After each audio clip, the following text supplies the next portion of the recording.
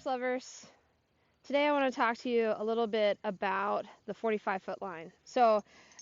This is a tool that we can use to progress our relationship with our horses online, on the ground.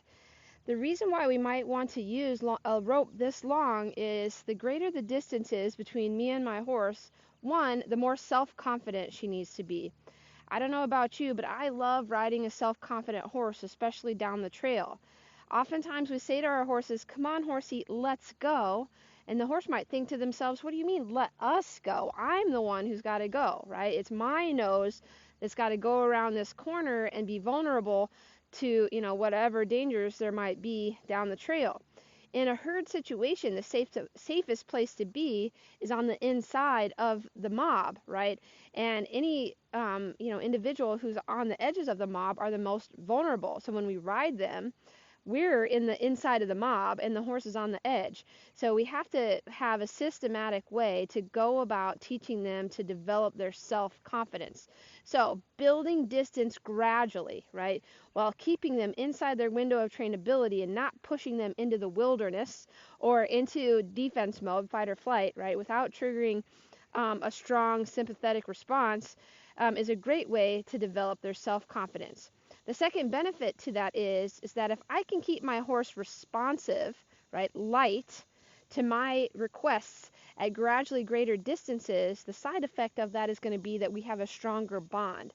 If I can get my horse 45 feet away from me and she's still paying attention to my body language so that she can see the subtle cues I'm using to ask her to change gait, change direction, go sideways, go to an obstacle, all of those things, in order for her to do that, we have to have a pretty strong bond. So strengthening the bond is another result from getting our horses out on longer and longer lines.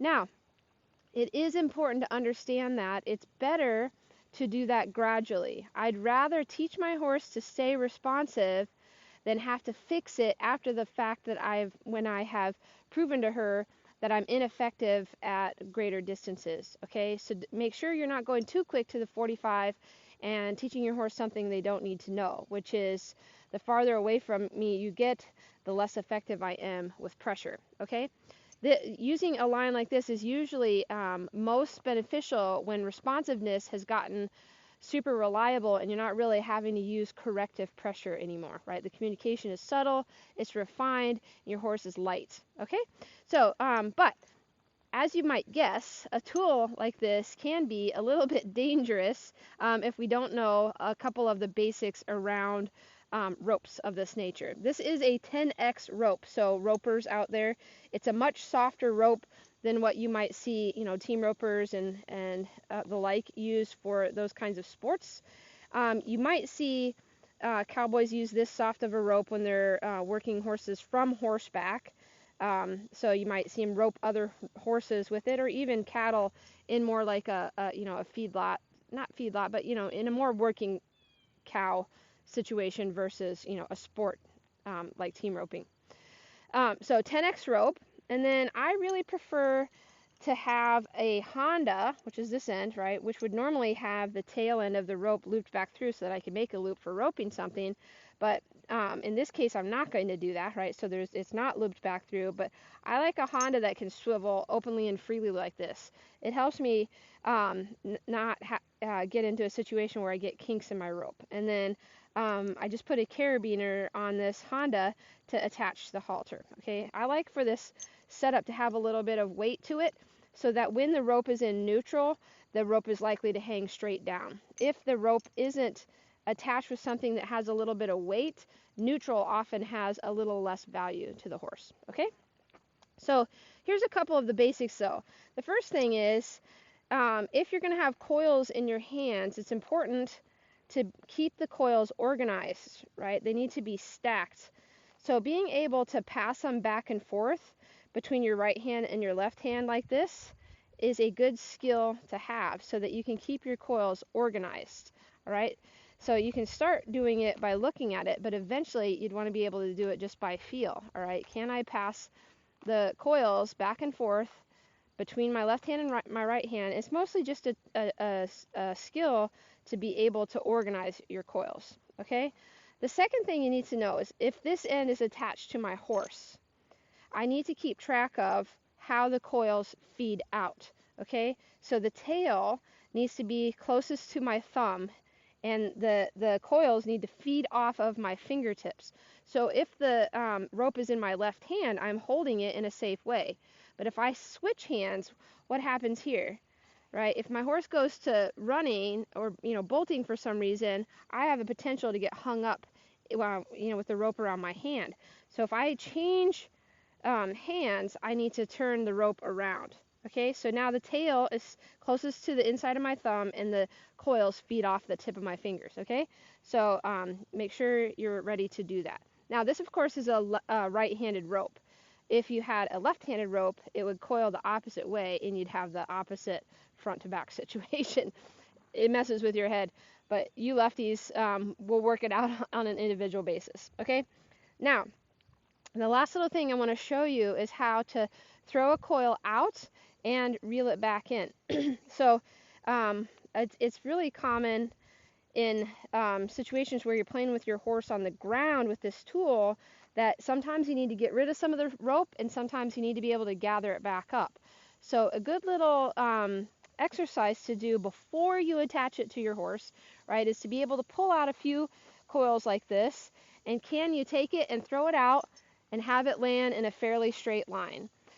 So the trick is that the coils need to be tidy, right? They need to be all about the same size, and they need to be stacked, bottom to top.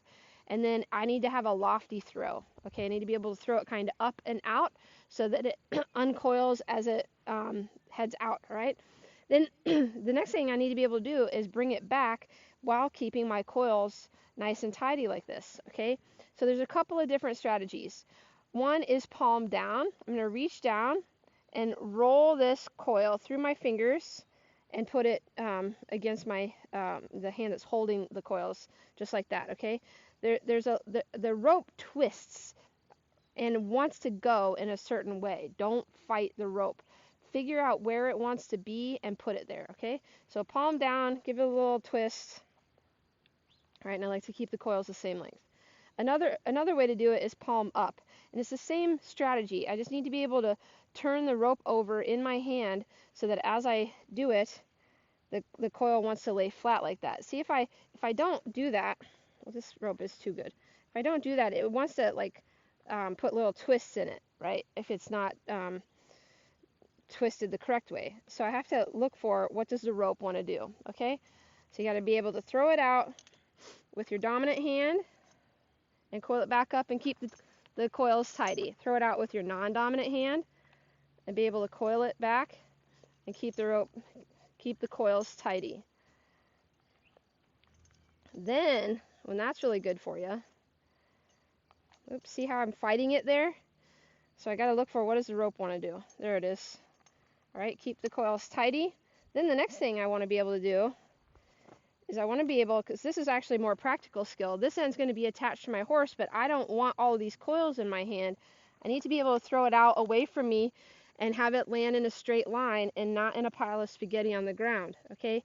If it's in a straight line like that, then I have a better chance of staying safe. I'm not going to get my foot tangled up in it and things like that. So being able to throw it out behind you is a really good skill, and then being able to coil it back up and keep the stack tidy, okay?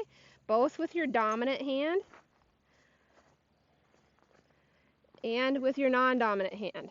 Can I throw it out and bring it back in? Okay, so those are a couple little tips on how to get started with this rope. Before you ever attach it to your horse, I'd want to feel real confident that at the very least I could throw it out and coil it in, and that I have the ability to keep my coils tidy, okay? When you are ready to attach it to your horse, I recommend doing it in an area where if things go sideways on you, if the fit hits the shan, the best thing you can do is just let go of the rope and deal with it as things happen, okay? So in my arena is a really great place to do that. There's not anything for a horse to get tangled up in, with the rope dragging around behind them. I'm usually in here by myself, so I don't have to worry about other horses and whether or not I'm going to cause problems that way. But it is a valuable tool, but it's a tool to be respected. I highly recommend you spend some time just dragging this thing around, throwing coils out and rolling it back up for many, many, many hours before you ever attach it to your horse. It should feel like an extension of you and not like a foreign object in your hands. I hope you found that helpful, and I'd happy to help you if you have any further questions.